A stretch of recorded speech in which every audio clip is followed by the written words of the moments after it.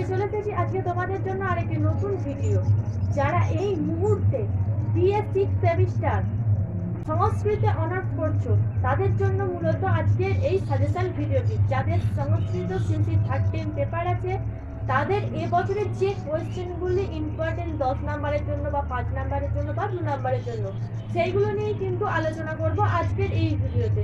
তাই স্কিপ না করে প্রত্যেকটি কোয়েশ্চেন দেখে নাও যেগুলো তোমাদের জন্য এবারে ইম্পর্টেন্ট। তো বিএ 6 সেমিস্টার সংস্কৃত পেপার সিসি 13 প্রথম যে কোয়েশ্চেনগুলো নিয়ে আলোচনা করব সেগুলি হচ্ছে 10 নম্বরের বড় কোয়েশ্চেন। তো 1, তর্ক সংগ্রহ অনুসরণে সামান্যের লক্ষণ এবং ভেদ নিরূপণ করো। 2, তর্ক সংগ্রহ অনুসরণে সমবায় স্বরূপ আলোচনা করো। 3, তর্ক সংগ্রহ অনুসারে আত্মার স্বরূপ আলোচনা করো। 4, তর্ক সংগ্রহ অবলম্বনে সামান্যের লক্ষণ ও ভেদ নিরূপণ করো। 5, তর্ক সংগ্রহ অনুসারে প্রত্যক্ষ প্রমাণের লক্ষণ ও প্রকারভেদ আলোচনা করো। তোমাদের একেবারেই দেখতে পাচ্ছ যে খুবই কম কোয়েশ্চেন দেওয়া আছে, মাত্র 5টি কিন্তু 10 নম্বরের কোয়েশ্চেন দেওয়া আছে, অর্থাৎ এই বছরের জন্য যেগুলো ইম্পর্টেন্ট শুধুমাত্র সেইগুলোই দেওয়া আছে। এরপরে যে কোয়েশ্চেনগুলো নিয়ে আলোচনা করব সেগুলি হচ্ছে 5 নম্বরের কোয়েশ্চেন। 5 নম্বরের প্রথম কোয়েশ্চেন, বেদান্ত সার অনুসারে বেদান্ত শব্দের অর্থ নিরূপণ করো। 2, বেদান্ত সার অনুসরণে সদাহরণ ষষ্ঠ সম্পত্তির পরিচয় দাও। 3, পৃথিবীর লক্ষ্য নিরূপণ করো এবং তার বিভাগ আলোচনা করো। 4, অধ্যারোপের স্বরূপ উপস্থাপন করো। 5, বেদান্ত সার অবলম্বনে ঈশ্বরের স্বরূপ নির্ণয় করো।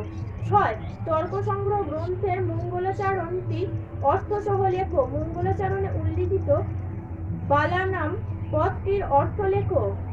7, তম দর্শন দ্রব্য কিনা অন্নভট্ট অনুসরণ করে আলোচনা করো।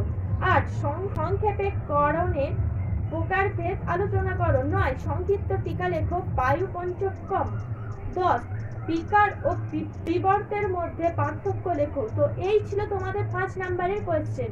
তো 5 নম্বরে খুবই কম কোয়েশ্চেন দেওয়া আছে, মোট 10টি, অর্থাৎ তোমাদের বড় কোয়েশ্চেন মোট 15টি কিন্তু সাজেশনে দেওয়া আছে।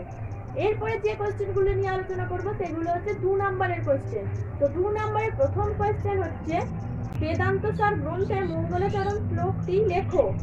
2, বেদান্ত সার গ্রন্থ অবলম্বনে বেদান্ত শাস্ত্রের বিষয় নিরূপণ করো। 3, বেদান্ত সার গ্রন্থ অবলম্বনে সপ্তদশ অবয়বগুলির নাম উল্লেখ করো। 4, বেদান্ত সার অনুসরণে বিরাট বলতে কি বোঝো।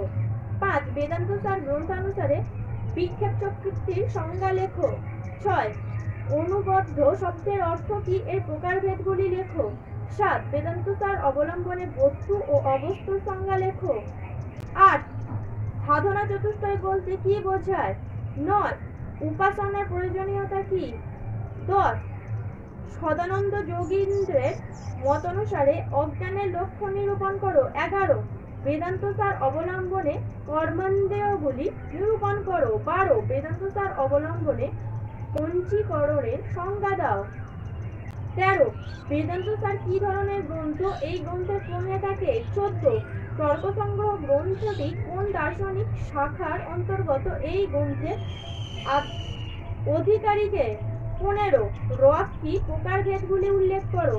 16, বেদান্ত সার অনুসারে প্রজ্ঞা বিষয়ে সংক্ষিপ্ত টিকা লেখো।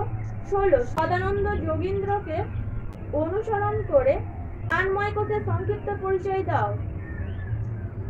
17, ঊর্ধ্বক্রমে এবং অধক্রমে চতুর্দশ ভুবনের নাম লেখো। 18, তর্ক সংগ্রহ গ্রন্থের মঙ্গলাচরণ শ্লোকটি লেখো। 19, তর্ক সংগ্রহে এইরূপ নামকরণের তাৎপর্য কি, তর্ক সংগ্রহ গ্রন্থের সুপ্রসিদ্ধ টিকাকার কে। 20, কোন কোন দ্রব্য এক, বিভু ও নিত্য। 21, উদাহরণসহ প্রমার সংজ্ঞা লেখো। 22, স্মৃতির লক্ষণে সংস্কার শব্দটির অর্থ লেখো। 23, তন্তুরূপ পদরূপের প্রতি কিরূপকরণ। 24, সমবায় কোথায় থাকে। 25, তর্ক সংগ্রহ এইরূপ নামকরণের তাৎপর্য কি, তর্ক সংগ্রহ গ্রন্থের সুপ্রসিদ্ধ টিকাকার কে।